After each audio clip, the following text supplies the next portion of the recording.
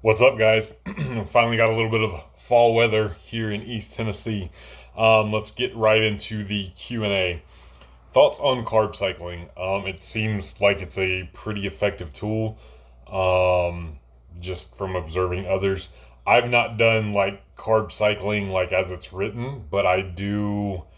I guess it's a form of carb cycling. I tend to on my training days put the bulk of my carbs like in and around the workout, so pre, intra, and post workout. I feel more energetic as such. I perform better. The pumps are better. I feel like I recover better, especially when I'm in a deficit. Putting the carbs around training time, it's honestly such a cheat code because you are depleted and you're constantly, you're in that deficit. So your body's wanting more. Your body doesn't want to lose weight, and having those carbs around training time certainly helps with energy levels, with focus, with having better workouts in general.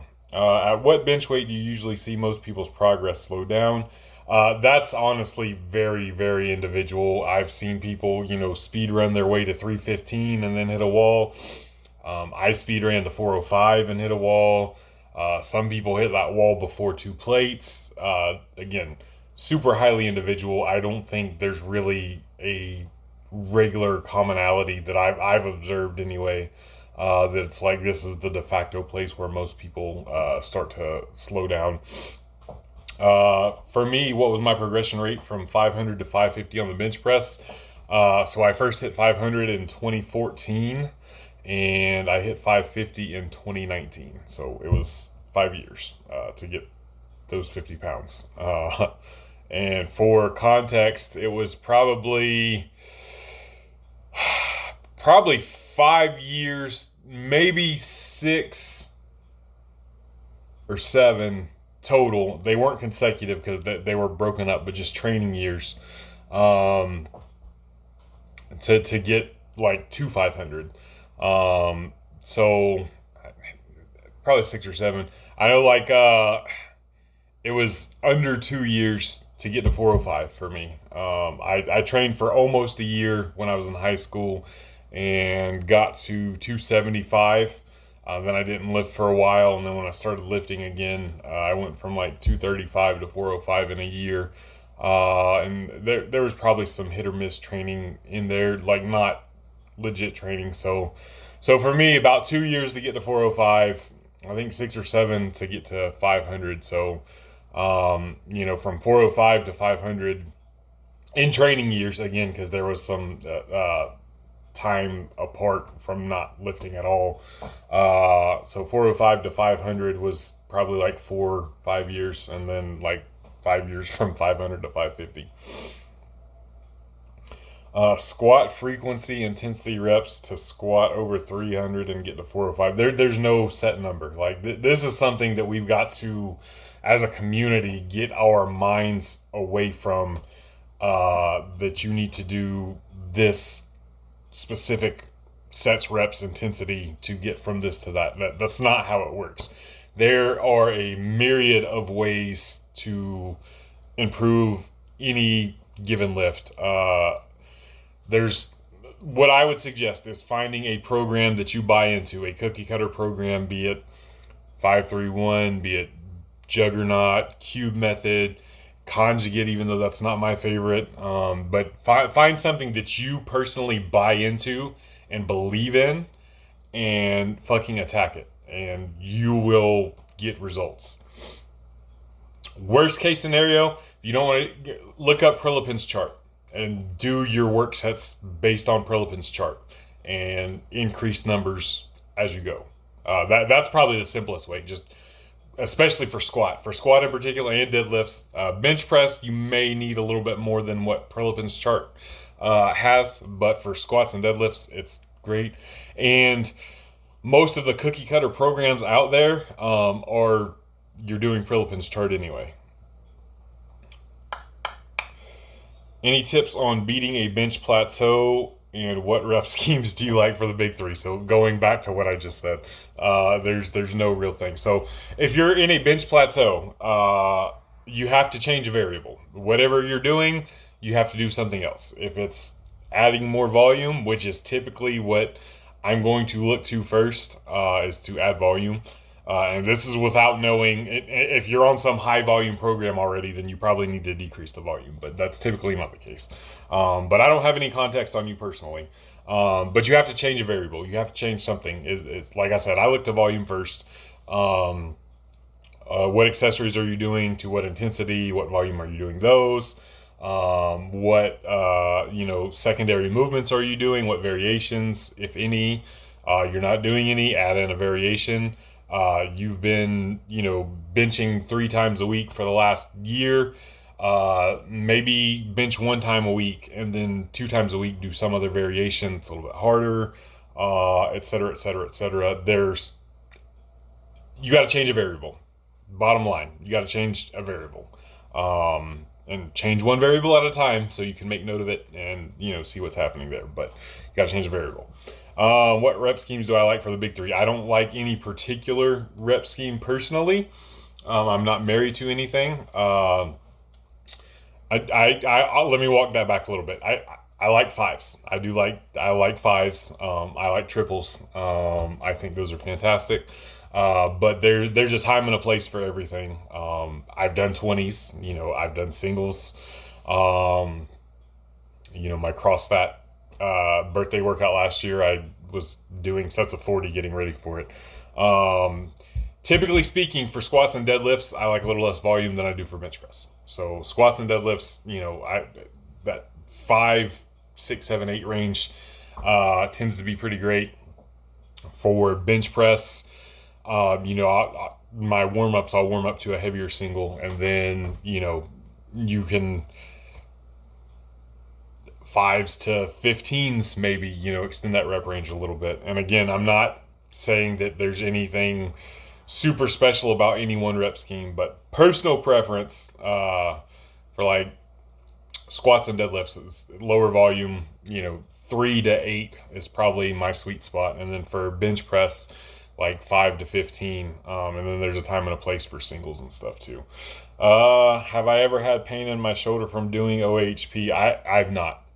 I've not had pain in my shoulders from doing OHP. So, I don't have personal experience there to resolve your issue. What I would say is, with most pain and movements, find pain-free ranges of motion that you can work through, and or use some tempo work and work through those pain-free ranges, and try to gradually increase that range of motion until you can get back to a full range of motion pain-free, and then work on your progressions again. Tips on learning to like squatting. I find it hard to stick to, but I still want to have a high squat. You got to do the shit that sucks, man. That's, I hate to be that guy, but that discipline over motivation thing. I like squats. But if it's, I didn't like deadlifts. I've never liked deadlifts, but I did them because I had to. It's just one of those things. You just got to do it and find ways to make it fun. I don't know what you personally, again, it's hard to answer some of these questions without knowing you guys personally, but find your way to make it fun. If that's, I have one client of mine, we've done some higher rep stuff. In a bodybuilding phases, and he doesn't really like those, and I don't blame him. He likes EMOMs in short rest periods, and we've found ways to get more effective reps in and better training in through EMOMs on squats with him. He finds that to be more fun. We get, it's a little bit different stimulus, but we're getting the same results we're looking for, just in a different manner. So like find your way to make them fun, or at least somewhat fun, more fun than what you're doing now. If you don't like the way you're doing them now, again, change it up, try to make it fun. If you can get training partners help a ton. I know, I train by myself now, and I do it because I do it. But having training partners so much better, and the competition and stuff in itself just makes things more fun. Do I count calories and weigh my food? No, I don't. Not now. I have before. I think everybody should, for some period of time, weigh their food and count calories. For nothing else, to learn like what serving sizes actually look like and what actual amounts of calories are in said serving sizes. You're gonna get your feelings hurt when you see what a serving size of peanut butter actually looks like and how much calories is in said serving size. But at least do it with a lot of your staple foods, and so that way, like now, I'm really comfortable eyeballing food because I have spent that time where I weighed it out, gram by gram, and calorie by calorie, macro by macro, to see exactly what I was consuming, and like my whole weight loss, the 100 pounds I lost nearly, didn't count a single calorie the whole time, because I already had that knowledge in my head from doing it before. So it's something, if you've never done it, you should do it. Probably for a couple months, and get a wide variety of foods weighed out, and so you can know what it looks like. And then it makes it a lot easier going forward from there, having some idea of what you're putting in yourself without having to be tedious and weigh it all the time.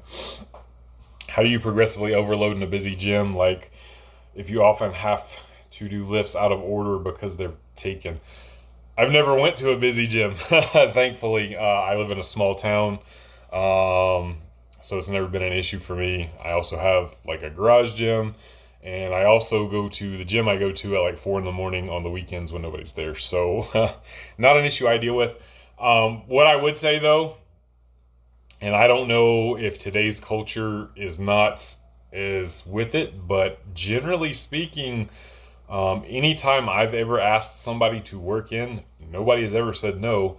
And anytime somebody has ever asked to work in with me, I have never said no to them. I would ask to work in as, like the first thing I would think of. Now I'm almost 40 years old, and, even though I train by myself and stuff now, we grew up before all of this. So you actually had to talk to people to their faces. I would ask to work in. That's what I would do. Otherwise, you just gotta, if that's not a thing for some reason, you just gotta make the best out of it and do what you gotta do. But yeah, ask to work in, man. Lately, when sitting and doing the reverse pec deck, my legs feel like they want to tear, like when you're not flexible and want to do a split. Could this be a sign that I should work on mobility? Only have issues with this exercise. Yeah, it sounds like it could be a mobility issue.